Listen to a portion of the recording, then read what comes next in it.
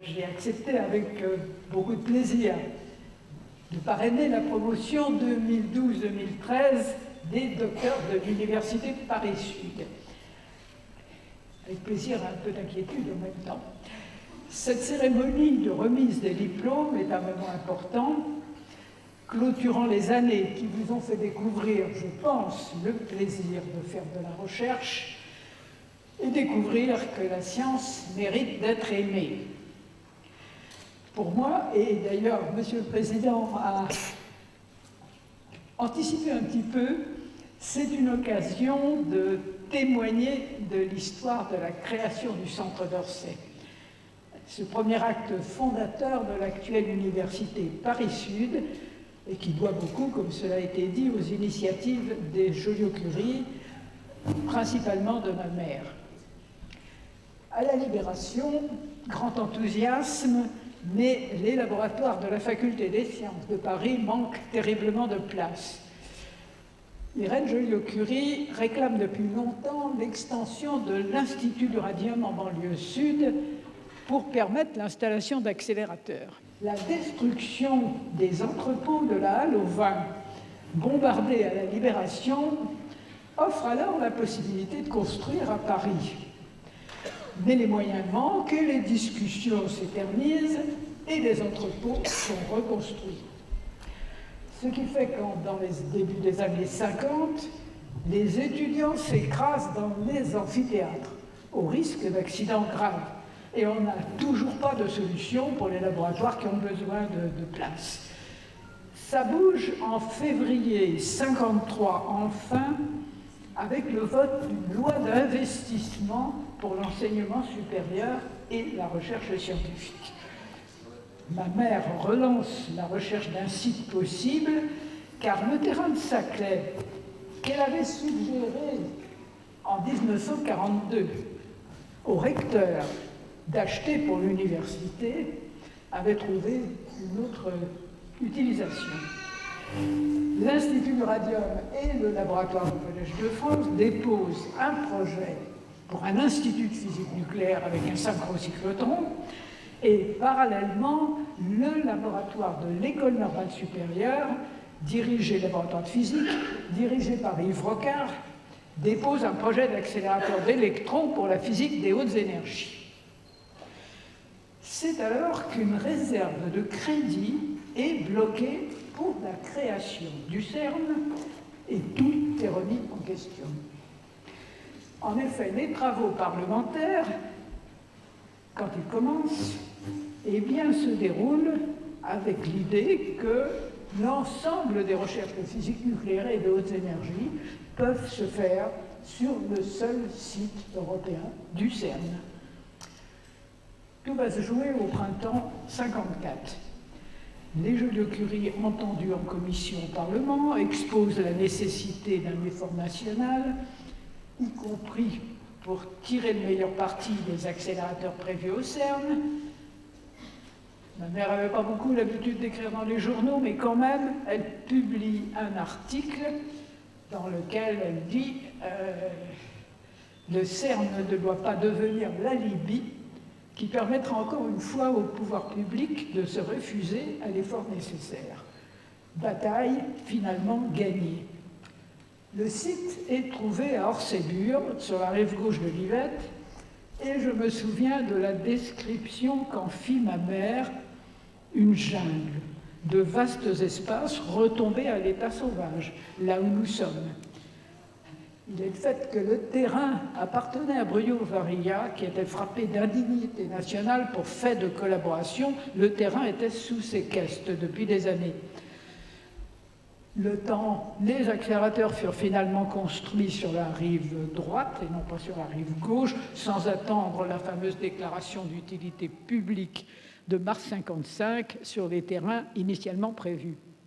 Ce fut une époque assez extraordinaire, où les contacts des Joliot-Curie et de Yves Rocard d'ailleurs, avec le doyen de la Faculté des sciences de Paris et le directeur de l'enseignement supérieur, permettent d'avancer très vite. Bon, le troisième cycle est en retard. On fait glisser ces crédits pour commander les accélérateurs. On construit les bâtiments avec un rythme absolument extraordinaire. Ma mère décède en 56, mars 56, avant d'avoir pu voir ces bâtiments sortir de terre. C'est donc mon père qui va prendre le relais pour ce qu'on a appelé le groupe 1, tandis que Anne Salvan revient d'Angleterre pour prendre la direction du groupe 2. Et les terrains de la halle au vin ne sont toujours pas libérés. Il reste des entrepôts. Le doyen Pérez décide alors d'implanter à Orsay le premier bâtiment d'enseignement.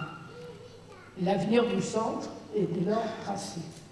Cet acte, je crois, a été particulièrement important. Le laboratoire de physique nucléaire où je venais de terminer ma thèse a déménagé à Orsay en 1957.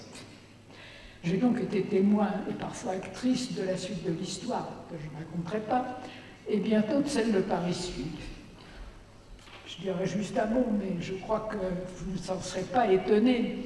Ma carrière scientifique s'est déroulée dans un contexte profondément différent de celui d'aujourd'hui.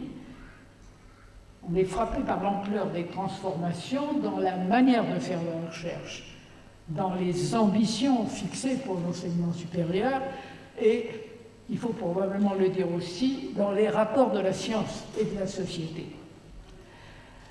Alors, c'est tout noir devant moi, ce que je regrette beaucoup, mais votre cohorte de nouveaux docteurs de l'Université Paris-Sud comporte des jeunes filles.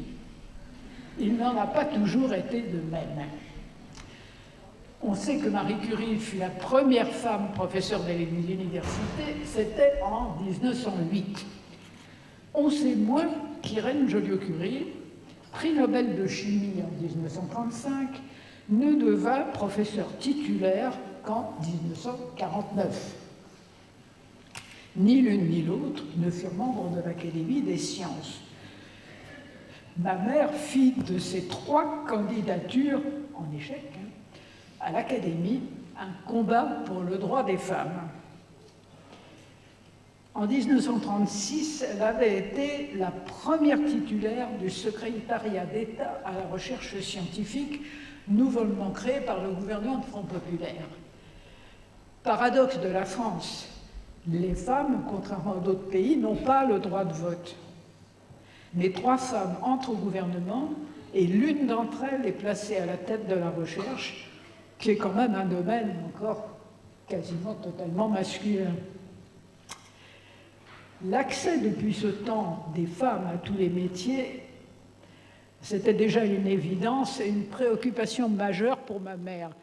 Et c'est vrai que dans ce domaine, on se heurtait toujours à des objections un peu particulières, toujours les mêmes. Les capacités intellectuelles des femmes sont-elles vraiment égales à celles des hommes? Point d'interrogation. Eh bien, ce point d'interrogation a été très longtemps de mise. Bien. Le rôle traditionnel de la femme, s'occuper de la famille et des enfants, est-il compatible avec l'engagement dans un métier qui exige un très fort engagement quand même? Cette deuxième question, elle n'est pas anodine. Irène Joliot-Curie répond pour elle-même, heureuse, très heureuse d'avoir des enfants, passionnée par son travail au laboratoire. Bon, tout n'est pas parfait aujourd'hui, mais bon, je crois qu'on peut être fier des conditions qui permettent, en France plus qu'ailleurs, de mener de front une famille et un métier de chercheur. Il est bien aussi que l'accent soit mis sur l'égal accès des femmes à tous les niveaux de responsabilité. J'ai appartenu pendant de longues années au CNRS, et donc un coup d'œil rétrospectif m'amène à dire ceci. Le plafond de verre a été moins solide dans les disciplines où le travail de recherche était plus collectif. Là où l'influence des grands mandarins était plus faible. Le volontarisme manifesté par les autorités maintenant, très souvent, a été quand même précédé d'initiatives qui étaient encore limitées, mais qui provenaient des chercheurs eux-mêmes. Et, il faut le dire, de leurs syndicats.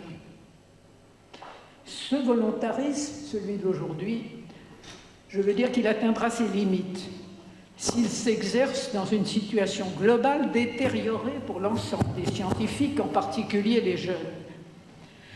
Je souhaite évidemment le plus bel avenir à l'ensemble des nouveaux docteurs de l'Université Paris-Sud. Je ne sais pas quels sont exactement les projets des uns et des autres. Récemment, on a ouvert les grands concours de l'État aux diplômés des universités. La reconnaissance de la valeur de ce diplôme dans les entreprises est un combat à mener, dans l'intérêt de celles-ci, comme pour vous ouvrir de nouvelles opportunités. Nombre d'entre vous souhaitent peut-être, même probablement, et je l'espère, après leur thèse, se consacrer à la recherche. Force m'est de dire qu'il faut revoir quelques dogmes, importés, mal importés d'ailleurs, souvent de pays anglo-saxons. Il n'est pas possible de faire de la mobilité, certes utile, et plus encore de ce qu'il faut bien appeler la précarité organisée, les conditions incontournables de l'efficacité et de la qualité de la recherche. Mobilité et précarité particulièrement pénalisantes pour les femmes.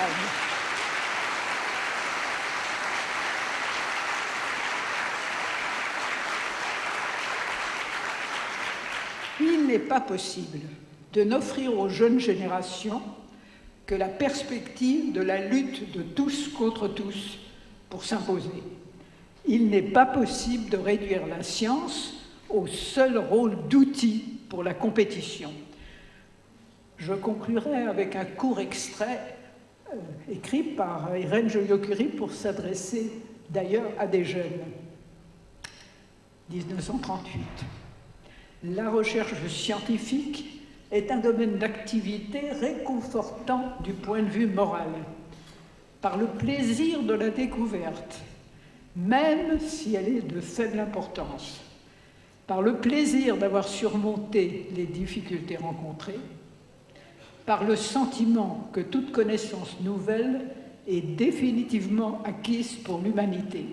C'est un domaine où l'on sent profondément la solidarité obligatoire de tous les pays du monde. Merci.